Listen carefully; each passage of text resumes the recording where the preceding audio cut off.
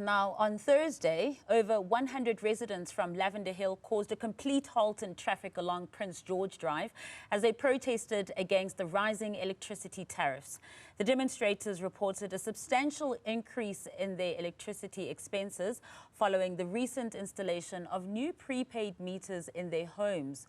Now, for more insights on this conversation, we're joined by Mark Schrikker, who is the chairperson of the 7945 Community Action Group. Mark, thank you so much for joining us this evening. I guess let's start. Evening, Massa. Evening, viewers. Thanks for joining us, Mark. Let's just start at the beginning. What led to these residents having to go into the streets and demonstrate? Okay, Massa. First of all, we saw the plight and all the how can I say it, complaints on our social media pages and by talking to residents about the sudden changes in the electricity tariffs and the way the electricity is going. And what happened is that we did send we concluded everything, did our investigation, and then sent a mail to the councillors with no feedback. So the city didn't come back to you when you initially raised these concerns, and then is that why residents then ultimately then took to the streets? No, we still gave them another chance. We even called a community meeting was just over about, say, almost 200 people in the community, and we invited the sub-council manager and chairperson and the ward councillors and the aldermen to the meeting to engage with the community. No response. And after that, the community decided if they don't want to listen, then we have to make a statement to get them to listen to us. So, I mean, the city also has said that they have engaged you as well as a community action group in the past. Have they done so, and how has that relation been? Look, at the end of the day, the city has this narrative of pushing almost like a dictatorship, where they want to push their agenda. And we're telling them because we sat around the table on Thursday Thursday we sent out the message. Friday morning we sat around the table with him, with a member of the MEC's office, with Zantia Lattenberg's office. And what happened is that when we asked, they said we must come with a list of demands. And when we got there, they said we have no right to put the community demands down. Sure. So it really has been quite the friction in the relationship as well, not seeing eye to eye. But also I want to just give some of the reasons that the city has given to the media as well, saying that the electricity costs after the new electricity prepaid meters were installed in their homes, saying that basically the compulsory meter replacement does not increase the cost. Massa, that's actually a lie. So when we sat in the meeting, we found out that Lavender Hill was not even on the list for the rollout of the meters. The meters was forced in. And if a resident does not take the meter, within 14 days, the city cuts off the electricity to the people. So we have quite a few homes that are sitting without electricity at this moment. So just to understand, Mark, so were there electricity prepaid meters in these homes? Were they prepaid systems? And then the city said we want to replace them? Or and you have to take it, it's a yes or no, you have to take it, it's take it or leave it type of thing, or that the alternative of that? No, so what happened is that the residents have no other alternative. The city just said we're enforcing it and finished. No public participation, nothing. They also mentioned, as the city, that they had to replace 12,000 prepaid meters as well that were tampered with, and they're experiencing an increase as a city with tampered meters. Well, their explanation to us is with the new meters, it's tamper-proof. And we said, but how can they be? And you telling us that you had to replace another 12,000 meters. So which means you are lying or you're contradicting actually yourself by saying this. And we asked them, so why are we buying 50 rand electricity a day and up to between 50 and 100 rand a day on electricity? And response to that? The response is they don't know because they are not technically experienced. So was there no, substantiation as to why residents are experiencing increased costs? Because one of the reasons they had given was linked to NERSA and the electricity tariffs that are controlled. It's out of their control. It's by the regulator. Master, to be honest with you, this is the thing. If NERSA should put in that 40% increase, it will expose the city for actually increasing above the percentage that NERSA actually told them to increase it. So which means they would be exposed for a higher electricity price. Yeah. So currently what they're doing, when they replace your meter with a keypad, and outside they place it with a circuit breaker. But when everything is off in your house, the circuit breaker and everything is still pulling power, which means that you're still losing units, even if you don't have anything on in the house. How is this all affecting residents, specifically in Lavender Hill? I know it's a bigger problem there.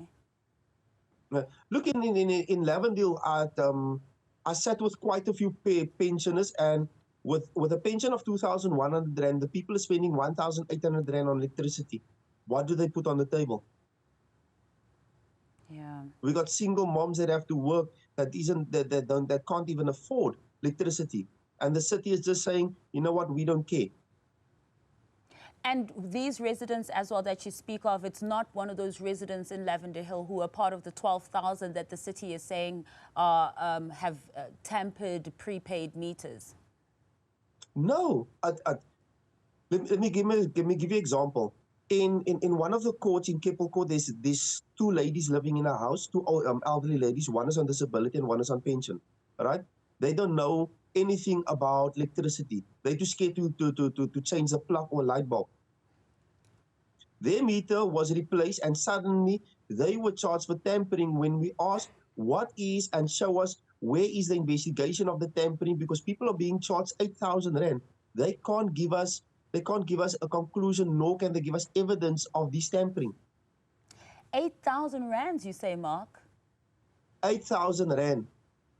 Now, where are pensioners supposed to get that? So if you buy 50 rand electricity, you only get 25 rand electricity, and the other 25 rand some change gets deducted as a debt relief.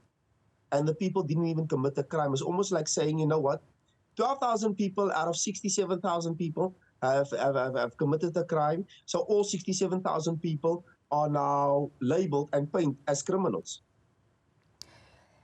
Where does the matter stand now? Because, residents did have that peaceful demonstration that did, of course, affect traffic as well. But the problem still remains. The city is saying, look, this is not our doing. This is either the increase by NERSA or tampered prepaid electricity meters. But we've pretty much done our part, and it's out of our hands.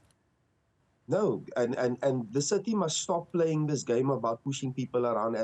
And we told them we're sick and tired of political games. And that's why you'll see there's no political affiliation, nothing. And we are telling them that you're not going to play political games with us, because they're pushing the blame to national government, and national government is going to tell us, but no, it's the city. And the city actually gave out the tender to these people. We told the contractor that has it, which is Alex Kasana, and we told them, we tried to engage with the directors, and they didn't want to listen. And we told them, look here, whatever the residents are going to do is up to you. If your vehicles or anything gets damaged, don't blame us. We have spoken to you and told you, please retract your workers out of the area. You know what the city did? The city said, don't worry about them. We'll give you law enforcement escort to enforce this meter boxes on the people. So what do the residents want? Do they not want these prepaid meter boxes? So what we are saying, because the MEC's second in command, Neo, was there, and Neo said basically that Lavender Hill was not part of the rollout. So what we said, seeing that Lavender Hill was not part of the rollout and shouldn't be in the rollout, we want all these meter boxes and circuit breakers to be removed immediately. That was one of our demands. That all this debt that you complaining, the tampering that you allegedly saying that everybody did, we want everything to be scrapped, because you have no proof of it and nothing. Because remember, when they remove these meter boxes, the subcontractor, he needs to cut the seal to open the box. So how do they even check that the seal is broken? The way forward, Mark, as we also try and get a solution to this problem as well, because it seems like you've reached a stalemate with the city. Yeah. I can tell you now that the way forward is the city needs to remove these boxes, clear these people's debt, this elderly people's debt, and all of that. And until that happened, the community said that the streets will keep on being they will keep on going to the streets each and every day. And I can tell you now, if all other communities are listening, and this is going to boil out over the whole Western Cape, if not the whole country.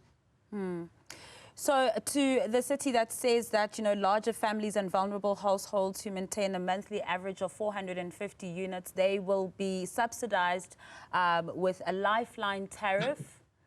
What do you say to that? Let me tell you all the loopholes that you have to jump through to get that, and then you still get rejected. We got people that were offered what is this? The subsidies grant.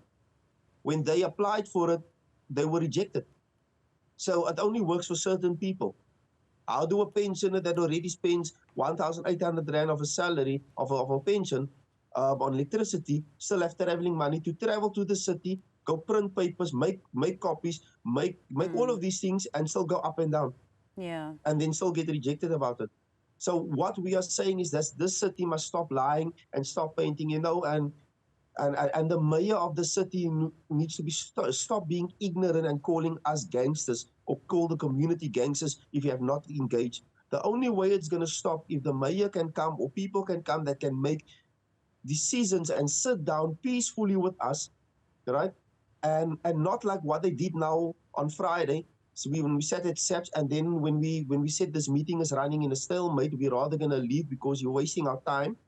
They and SAPS rather concurred in rather arresting the leaders of the organizations that's involved. Why were they arrested?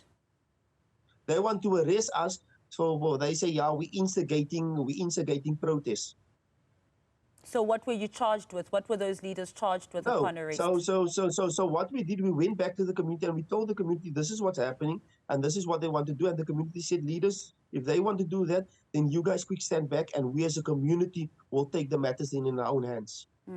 Finally, Mark, the city mayor, Mayor Gordon Hill-Lewis, has said he's written to NERSA regarding the 44% proposed electricity hike. Yeah, but okay, so he has written to NERSA. Why does he answer one of our 7 mails? We have sent him 7 emails already. We have spoken to his CLO.